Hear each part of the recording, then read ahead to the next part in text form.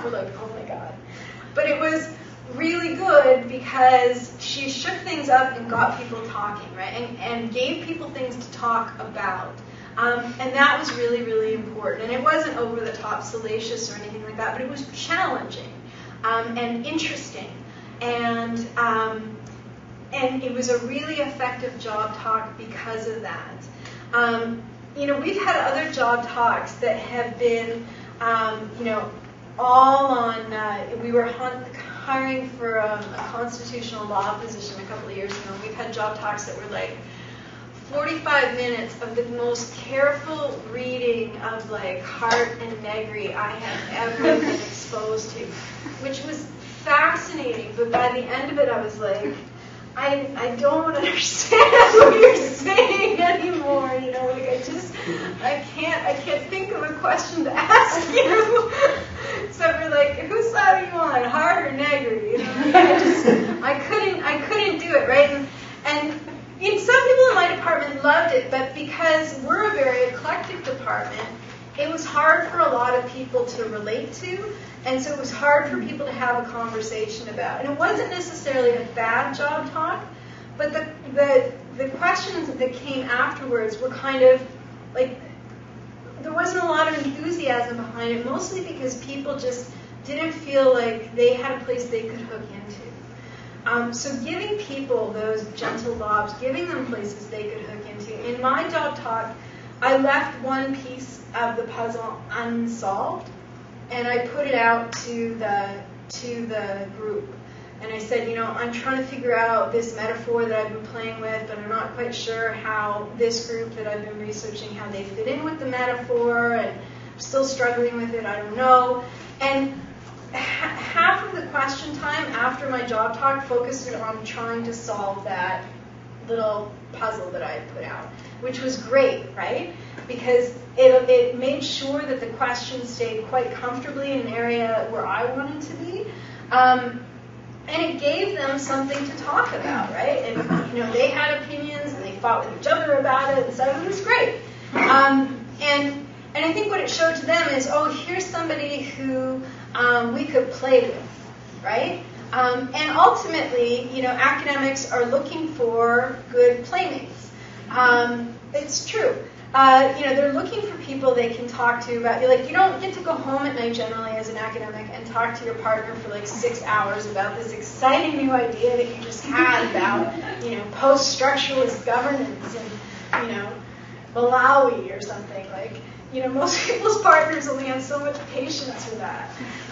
So to have colleagues where you can do that, over a glass of wine or beers or whatever, is really important, and people are looking for that in a job talk and through the interview process. Yes?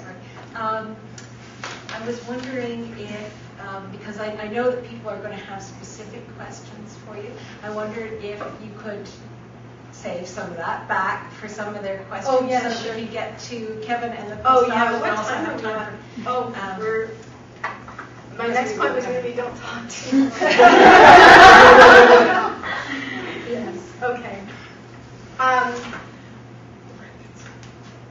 Can I just say quickly, what's crucial in all of this is to keep your good humor and to not get defensive, no matter what anybody says to you.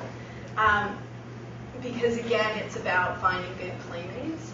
And somebody who gets her back up against the wall and isn't able to say, that's a good point, I don't necessarily share your perspective, but I'd be interested in talking about it, instead of, that's stupid, that guy is full of, it doesn't bode well for you. So important to remember that it's not just you as an intellectual who's being interviewed, but it's also you as a person who's being interviewed. One friend of mine jokingly says that their hiring criteria is whether or not they could go underwear shopping with the person they're hiring. At Carlton, we usually say it's whether or not we could go out and drink wine with them. We're a little more staid at Carlton, obviously. But those things are important to keep in mind as well when you're thinking about how to organize yourself in terms of that process. But yes, let's hear from the more important approach to take, which is the postdoc approach. I think it's important to keep the options open and keep many pots on the burners, I guess. And I'm going to talk a little bit about applying for postdoctoral awards, and I only have experience applying for SHRC postdocs, and so if people are interested in CIHR or other organizations, I don't have anything to say. But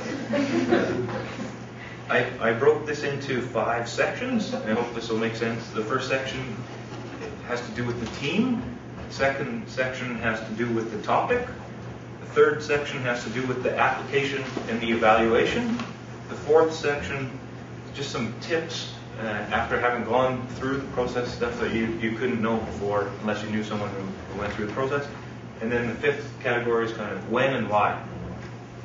So I'll go through these 5 things, and like before, if you have any questions during, feel free to make it a back and forth.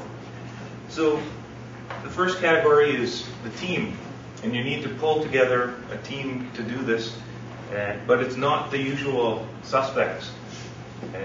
So when you're applying for jobs, the usual suspects are definitely your advisor, and then maybe your second reader and your MA advisor, or your third reader, some kind of mix of those folks. But with the postdoc application, it's a different team.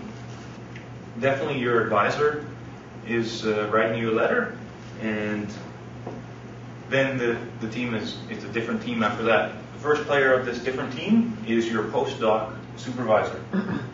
And so this is someone who you want to get to know in the months leading up to the submission of the application. It's not someone who you just kind of want to spring it on a week before the application is due. September 15th, oh, my name is so-and-so and I'm applying for this, and would you support me? That's not the way to do it. You want to establish a rapport with them for many months before. You want them to know about you and to know you and to say good things about you and to really support your application. The second new player on this team is the chair of the department where you are applying to take up this postdoctoral fellowship. Now, this person doesn't necessarily need to know you as well as the postdoc advisor, but they do need to know of you, and they need to support you. Their letter is more of a formality. They say, we have the resources to support this person, and we're going to bring them in and give them an office and a library card. But they also need to know about you and say some nice things about you in their letter. And then the third player on this team, potentially the most important player, is the kind of external or outside examiner. And the rules in the SHRC guidelines are very specific about this. The person has to be an expert in the field.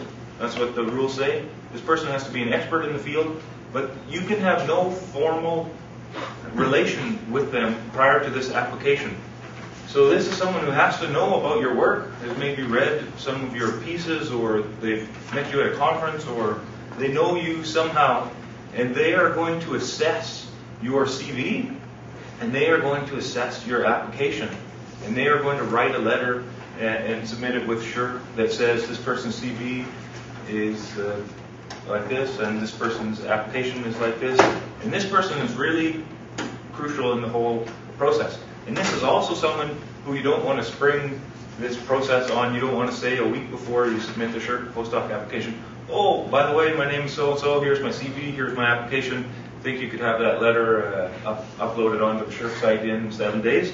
You want to establish a rapport with this person as well. But again, the really important part is that it's not someone you can have a formal relationship with. In fact, I think the rules are even more specific on the SHRC website. It's not someone who can be on your committee or someone that acted on your MA committee either. Very specific rules. Expert in the field and no formal relation. So this is the kind of team you have to pull together, and it's a different team than you've been working with throughout your PhD.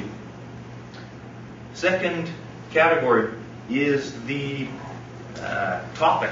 And there's lots of discussion about this. Should one extend their dissertation project into a different kind of animal as a postdoctoral project, or should one jump into a different kind of boat as a project? And what I've heard is